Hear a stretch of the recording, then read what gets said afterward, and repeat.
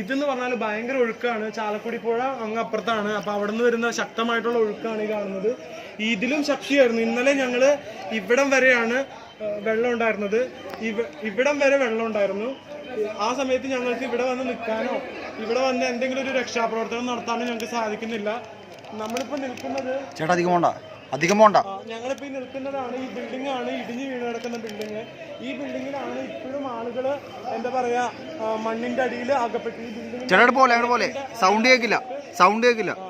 വെള്ളത്തിന്റെ അടിയിൽ അകപ്പെട്ട് കിടക്കുന്നത് ഇവിടെയാണ്. ഇവിടെ ഒരുപാട് പേര് വെള്ളത്തിന്റെ അടിയിൽ അകപ്പെട്ട് കിടക്കുന്നുണ്ട്. അവര് മരിച്ചു കിടക്കുകയാണ്. ഞങ്ങളുടെ കൂടെയുള്ള ആളുകളാണ്. ഈവൻ എൻ്റെ വീടിന്റെ തൊട്ടടുത്തുള്ള ഒരാൾ വരെ ഈ മണ്ണിന്റെ അടിയിൽ ഈ വെള്ളത്തിന്റെ അടിയിൽ മരിച്ചു കിടക്കുകയാണ്. ഒരു രക്ഷാപ്രവർത്തനമോ ഒരു സഹായങ്ങളോ ഗവൺമെന്റിന്റെ ഭാഗത്തു നിന്ന് ഉണ്ടായിട്ടില്ല.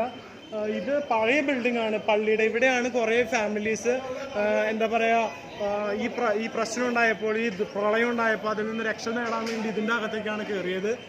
ഗവൺമെന്റ്, പഞ്ചായത്ത്, അതുപോലെ തന്നെ തഹസിൽദാർ, പറവൂർ താലൂക്ക്, അങ്ങനെയുള്ള ഒരു മേഖലകളിൽ നിന്നും ഒരു സഹായവും ഈ സംരംഭത്തിന് ഈ പ്രശ്നത്തിന് ലഭിച്ചിട്ടില്ല. നിങ്ങൾക്ക് ഇതിന്റെ ഭീകരത മനസ്സിലാവുമെന്ന് എനിക്ക് മനസ്സിലാവുന്നില്ല. കാരണം ഞാനിപ്പോൾ നിൽക്കുന്നത് ഇത്രയും വെള്ളത്തിലാണ്. ഞാൻ 6 അടി ഹൈറ്റുള്ള ഒരാളാണ്. എനിക്ക് ഇത്രയും വെള്ളമുണ്ട്. ഇന്നലെ എനിക്ക് ഈ പ്രശ്നം ഉണ്ടായ മിനിഞ്ഞാന്ന് ഞാനിവിടെ ഇറങ്ങി വരുമ്പോൾ എനിക്ക് ഇത്രയും വെള്ളമുണ്ട്. ഇവിടെ നിൽക്കാൻ പറ്റുന്നില്ല. ശക്തമായിട്ടുള്ള മഴയായിരുന്നു. ഒരുപാട് വാഹനങ്ങളും ഇതിനകത്ത് അകപ്പെട്ടിട്ടുണ്ട്. അപ്പോൾ നിങ്ങൾക്ക് ഈ ഭീകരത ജനങ്ങളിലേക്ക് എത്തിക്കണം. ആരെങ്കിലും ഇതിന്റെ പേരിൽ നിങ്ങളെ മുതലെടുക്കാൻ ശ്രമിക്കുന്നുണ്ടെങ്കിൽ അത് നിങ്ങൾ മനസ്സിലാക്കണം. നേവിയിൽ നിന്നോ പോലീസിൽ നിന്നോ അതല്ലെങ്കിൽ ഏതെങ്കിലും ഫയർഫോഴ്സിൽ നിന്നോ ഗവൺമെന്റ് അധികാരികളിൽ നിന്നോ ഒരു സഹായം ഞങ്ങൾക്ക് ഇതുവരെ ലഭിച്ചിട്ടില്ല. ഈ വെള്ളം ഇറങ്ങിയതിന് ശേഷം സഹായിക്കാം എന്ന് പറഞ്ഞുകൊണ്ട് കുറച്ച് പേര് ഇപ്പം ഞങ്ങളെ സമീപിച്ചിട്ടുണ്ട്. പക്ഷെ ഞങ്ങൾക്ക് സ്വീകാര്യമായിട്ടുള്ള കാര്യമല്ല. കാരണം വലിയ കടലിലും മറ്റും വലിയ പ്രശ്നങ്ങളൊക്കെ ഉണ്ടാകുമ്പോൾ രക്ഷാപ്രവർത്തനം നടത്തുന്ന ടീമിന് എന്തുകൊണ്ട് ഈ ചെറിയൊരു സ്ഥലത്ത് ഇത്രയും വലിയൊരു പ്രശ്നം നടന്നിട്ട് സഹായിക്കാൻ പറ്റിയില്ല എന്നുള്ള കാര്യം ഞങ്ങൾക്ക് മനസ്സിലാവുന്നില്ല. ഞങ്ങള് വിദ്യാഭ്യാസം ഇല്ലാത്തവരൊന്നുമല്ല, ഞങ്ങൾ വിദ്യാഭ്യാസമുള്ള ആൾക്കാരാണ്. ഞങ്ങളുടെ വിദ്യാഭ്യാസത്തെ ചൂഷണം ചെയ്യാനായിട്ടാണ് ഇവിടുത്തെ രാഷ്ട്രീയ പാർട്ടികൾ ശ്രമിക്കുന്നതെങ്കിൽ ഞങ്ങൾ അതിന് വശംവദരാകില്ല. ഈ ഒരു പ്രശ്നത്തിന്റെ പേരിൽ ഞങ്ങളെ ചൂഷണം ചെയ്യാനോ ഞങ്ങളുടെ പാവപ്പെട്ട ജനങ്ങളുടെ ബുദ്ധിമുട്ട് കണ്ടില്ല എന്ന് നടിക്കാനോ രാഷ്ട്രീയ കക്ഷികളോ പോലീസോ അധികാരികളോ ശ്രമിക്കുന്നുണ്ടെങ്കിൽ പാവപ്പെട്ട ജനങ്ങളെ, കേരള ജനത സമൂഹമേ നിങ്ങളിത് മനസ്സിലാക്കുക. ഇവർ നിങ്ങളെ ചൂഷണം ചെയ്യാണ്. ഈ വീടിനുള്ളിൽ അല്ലെങ്കിൽ ഈ ഡ്രസ് വർക്ക് ചെയ്ത ഇതിന്റെ ഉള്ളിൽ 500-ലധികം ആളുകൾ താമസിക്കുന്നുണ്ട്. അവരുടെ കരച്ചിലോ അല്ലെങ്കിൽ അവരുടെ വിലാപമോ കേൾക്കാനായിട്ട് ഇവിടുത്തെ പാർട്ടിക്കാർക്ക് കണ്ണില്ല. നാളെയോ മറ്റന്നാളോ ആയിരുന്നു ഇലക്ഷൻ എങ്കിൽ ഇവരിപ്പോൾ ഇവിടെ നിന്ന് മാറാതെ കൊട്ടിക്കലാശം കളിച്ചാണ്. ഈ പാർട്ടിക്കാരൊക്കെ എവിടെ? രാഷ്ട്രീയക്കാരൊക്കെ എവിടെ? ഇവിടുത്തെ ഫയർഫോഴ്സ് എവിടെ? പോലീസ് എവിടെ? ഇവിടുത്തെ നേവി എവിടെ? നേവി വന്ന് ഇത് ഇടിച്ചു തകർത്തിട്ടിട്ട് പോയില്ലേ? ഇത് ഒന്ന് രക്ഷപ്പെടുത്താനോ ഇവർക്ക് ഒരു നേരത്തെ വെള്ളം ഒന്ന് ഇറക്കി കൊടുക്കാൻ ഇവിടുത്തെ നേവിക്കാർക്കോ അല്ലെങ്കിൽ ഇവിടുത്തെ അധികാരികൾക്കോ സാധിച്ചില്ല എന്നുള്ളത് വളരെ വേദനിപ്പിക്കുന്ന ഒരു വസ്തുതയാണ്. അതുകൂടി നിങ്ങളുടെ മുമ്പിലേക്ക് അവതരിപ്പിക്കാൻ ശ്രമിക്കുന്നു. ഈ വീഡിയോ ഈ പാവപ്പെട്ട ജനങ്ങളെ ചൂഷണം ചെയ്യുകയും ചതിക്കുകയും ചെയ്യുമായിരുന്നു എന്നുള്ളത് മതി. എനിക്ക് അതവിടെ വണ്ടി നിങ്ങൾ എത്ര ദിവസമായി മാക്സിമം ചെയ്യുന്നു? നിങ്ങൾ എത്ര ദിവസമായി ചെയ്യുന്നു മാക്സിമം? മിണ്ടരുത്. നിങ്ങൾ മാക്സിമം ചെയ്യാന്നൊന്നും പറയണ്ട.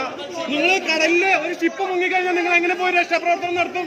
പറയൂ. നിങ്ങൾ ഞങ്ങളുടെ അടുത്ത് നിങ്ങൾ എങ്ങനെ രക്ഷാപ്രവർത്തനം നടത്തും? 6-7 പേര് ഇതിന്റെ അടിയിൽ കിടക്കുക.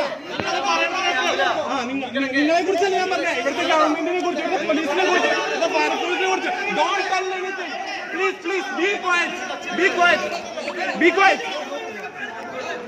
ക്വയറ്റ്. നിങ്ങൾക്ക് ഇവിടെ സംസാരിക്കാനായിട്ട് വോയിസ് ഇല്ല. നിങ്ങൾക്ക് ആർക്കും ഇല്ല. കാരണം എന്താണെന്നറിയോ? ഇതിന്റെ അടിയിൽ കിടക്കുന്ന ഞങ്ങളുടെ സഹോദരങ്ങളാ. ഇവിടുത്തെ പഞ്ചായത്ത് പ്രസിഡന്റ് ഈ കേരള സംസ്ഥാനത്തെ ഏറ്റവും നല്ല പഞ്ചായത്ത് പ്രസിഡന്റിനുള്ള അവാർഡ് മേടിച്ചിട്ട് പോയ ആളാ. ഇവിടെ ഈ വെള്ളം പൊന്തിയ സമയത്ത് അദ്ദേഹത്തിന്റെ ഫാമിലിയായിട്ട് എസ്കേപ്പായി. What you are thinking about us? ഞങ്ങളെന്താ മണ്ടന്മാരാണെന്ന് കരുതിയോ? ഞങ്ങളെന്താ വിഡ്ഢികളാണെന്ന് കരുതിയോ? നിവൃത്തിയില്ലാത്തോണ്ട് മാത്രം വെള്ളത്തിലിറങ്ങിയതാ. പ്രാവശ്യം എടുത്ത് ജില്ലാ കളക്ടറെ വിളിച്ചു. നിങ്ങളെ കുറിച്ചല്ല ഞാൻ പറയുന്നത്. നിങ്ങൾ വർക്ക് ചെയ്തോളൂ. പക്ഷെ നിങ്ങളെ കുറിച്ചല്ല ഞാൻ പറയുന്നത്.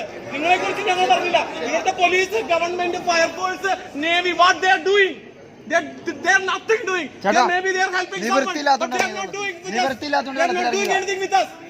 You should be quiet here. Otherwise we will take action. The people will come down.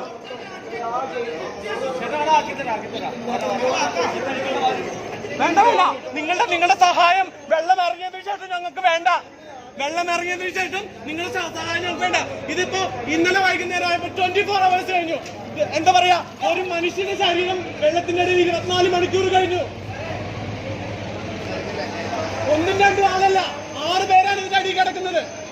അത് ഞങ്ങളുടെ സഹോദരങ്ങളാണ്. അവരുടെ ഭാര്യമാരും മക്കളൊക്കെ അവിടെ ഇരുന്ന് കരയുവാണ്. ഞങ്ങളത് കാണുന്നുണ്ട്. ഭക്ഷണമില്ല, വെള്ളമില്ല. What foolish you are talking again?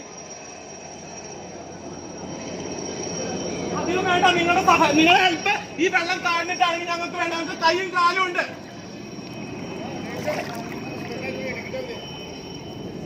പോവാ, മതി മതി മതി മതി. എന്നെ പിടിച്ചോട്ടോ ഞങ്ങൾ ഷോ കാണിക്കുന്നതല്ല, ഞങ്ങൾക്ക് ചേട്ടാ.